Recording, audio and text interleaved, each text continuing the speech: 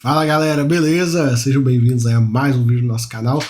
Vídeo de hoje vamos trocar uma ideia sobre o relatório do GALG, o Fundo de Logística da Guardia, hein? Bora pra tela pra gente começar.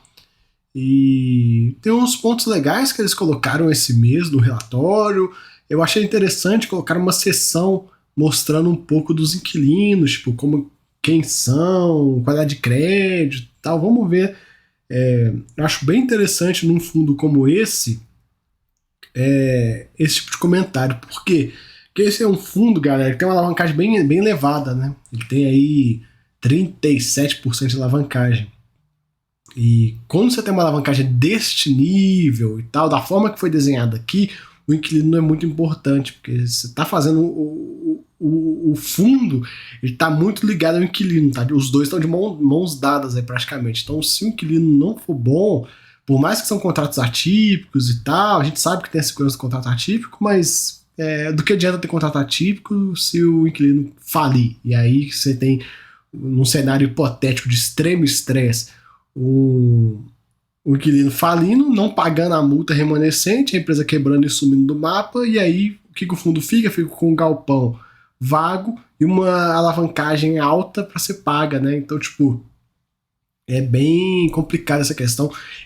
Fundos que têm alavancagens elevadas, igual o GALG tem, TRXF, BLMG, são fundos que têm que ter contratos muito bem feitos, né, com os inquilinos muito bons, né, toda alavancagem casadinha, indexadores e tudo mais, que aí a gente não vai ter dor de cabeça. Se tiver algum problema nessa cadeia aí, sendo contrato, inquilino e tudo mais, tiver algum problema no meio do caminho, com uma alavancagem alta, a chance de dar uma bomba, estourar um negócio é grande, né? Mas não tô falando que é o caso que vai estourar aqui. Nesse fundo tá muito bem casadinho, tudo muito legal, e os inquilinos são empresas muito boas. Então, tipo, esse risco ele é praticamente inexistente, né?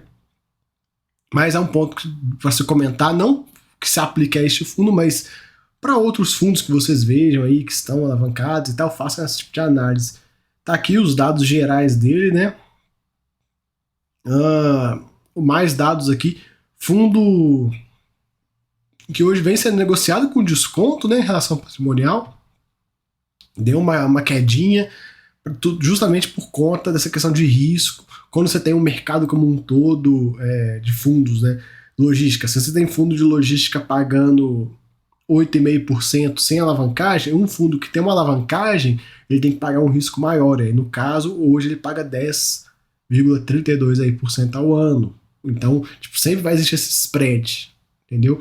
Ele nunca deveria, né? Claro que variações do mercado são algo que não tem como controlar, mas ele nunca deveria, por exemplo, pagar os mesmos 8,5%, 8% que um fundo não alavancado paga, né?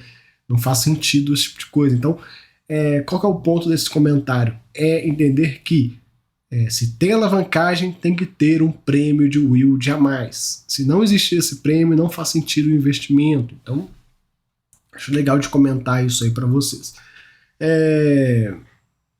Vamos lá, vamos seguir. Depois a gente comenta mais. Eles botaram uma parte de comentários aqui do gestor. Mais questão de pressão inflacionária, né? É o grande problema hoje. E ele comentou da questão das empresas. Acho que é um ponto legal da gente comentar. Resultado do fundo, 82 centavinhos por cota. Deixa eu dar um zoom aqui, porque esse texto pequeno, para quem está no telefone, vendo no celular, aí vai sofrer. 82 centavinhos por cota aí. Ele está tendo aí um reajuste dos contratos, né? Normalmente. E aí, teve aqui em março, essa BAT fez o pagamento adiantado de uma parcela de aluguel referente a abril, e além disso, teve o reajuste do imóvel BRF Salvador. Porém, neste mês a empresa pagou apenas o valor do aluguel antigo. Isso é um ponto de ficar de olho, porque a alavancagem corrige. Geralmente, pessoal, nesses fundos com essas alavancagens altas, o que acontece? O contrato corrige e a alavancagem corrige. Então, tipo, a inflação no saldo devedor é aplicada uma vez por ano, né? A grande maioria dos fundos nessas alavancagens mais altas fazem dessa forma. Então, tipo, é casado com o contrato. Então, se o contrato era para subir e a dívida subiu junto e esse contrato a empresa não pagou, já existe um gap aqui que tem que ver de onde que que vai sair essa grana e tudo, tem que ir lá no locatário e tudo. Ele até coloca, ó, no mês de abril a companhia pagou o aluguel novo, mas a quantia do reajuste é mais a quantia do reajuste. Então, tipo, isso aí, tudo bem, zero dor de cabeça, foi pago aí tudo que deveria pro fundo.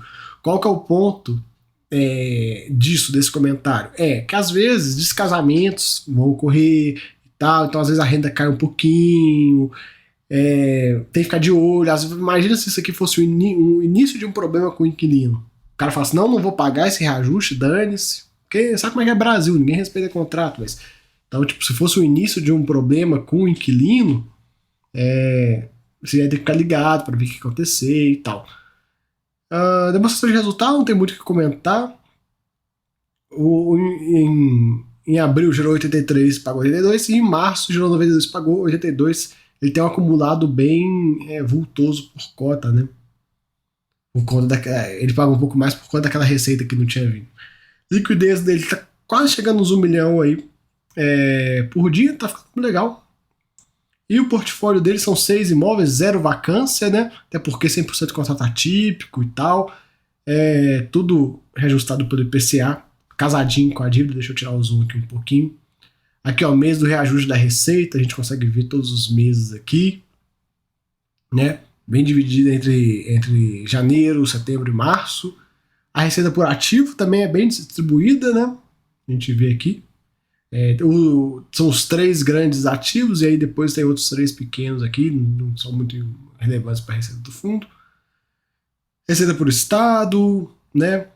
O perfil da dívida, esse aqui é um ponto. A questão da dívida desse fundo você tem que ficar ligado. A gente consegue ver o ativo total, a dívida, o passivo, né? E o patrimônio líquido, né? Razão dívida barra ativo seria 7% do ativo do fundo. É um ponto, galera, sobre alavancagem. Muita gente pergunta, como é que eu calculo e tudo. Galera, eu calculo do jeito que a Guardian calcula, que é passivos dividido pelo ativo. E aí você consegue a porcentagem. Tem gestoras que utilizam patrimônio líquido dividido pelo passivo. Então, tipo, não tem muito uma regra, né? Eu acho essa aqui a mais correta, mas enfim... cada um coloca do jeito que quiser, né?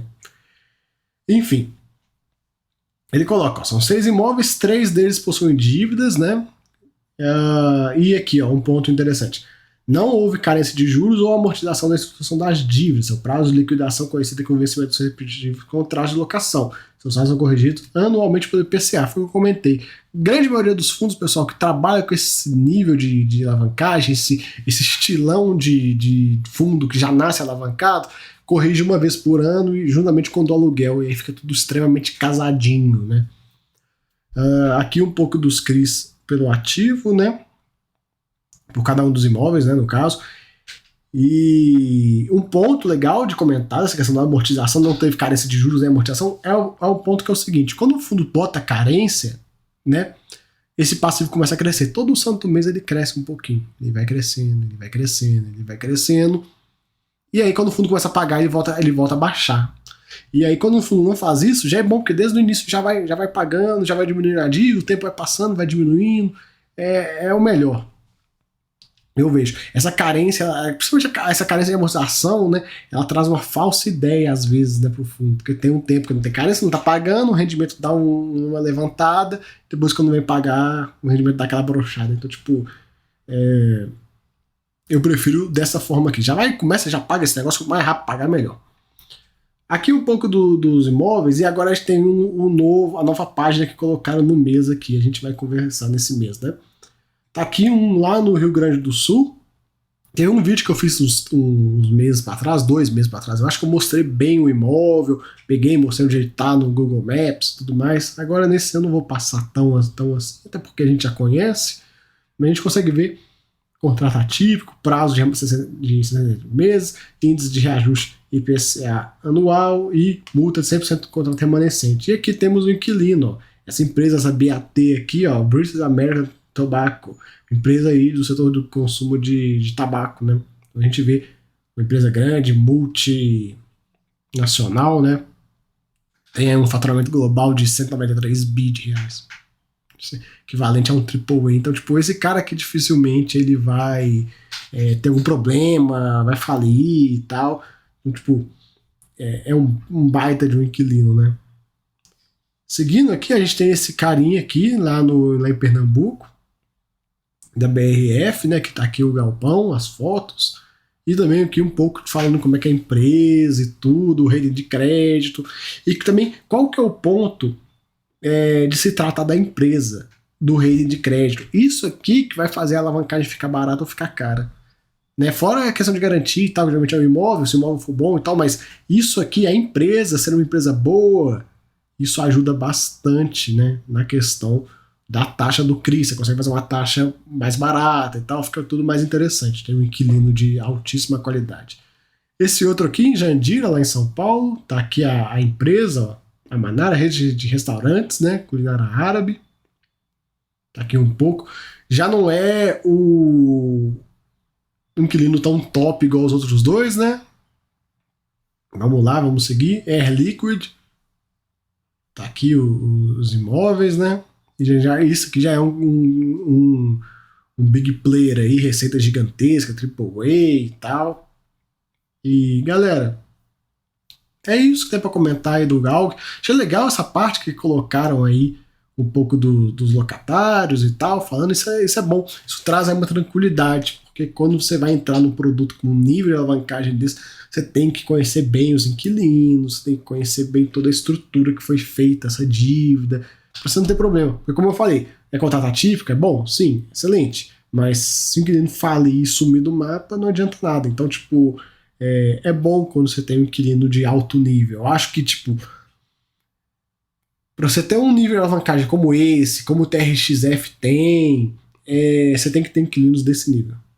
Se tiver inquilinos de nível mais baixo e tal, você deixa a bola quicando para alguém vir chutar e te ferrar. Então, tipo, alavancagens com esse nível de inquilino, esse nível de estrutura, a gente fica mais tranquilo. Não é algo que eu gosto, né? Esse tipo de fundo alavancadão, assim, não é algo que entraria na minha carteira, mas é um produto interessante para quem quer investir. Eu quero um fundo de tijolo, eu quero investir em logística e tal, mas eu não quero ficar recebendo 8% ao ano. Para mim, minha expectativa de rendimento 8% ao ano não rola. Você tem um cara aqui te pagando 10,3%, então, tipo, às vezes supra essa expectativa sua. Fechou? Então fica aí o vídeo, espero que vocês tenham gostado. Até a próxima. Fui!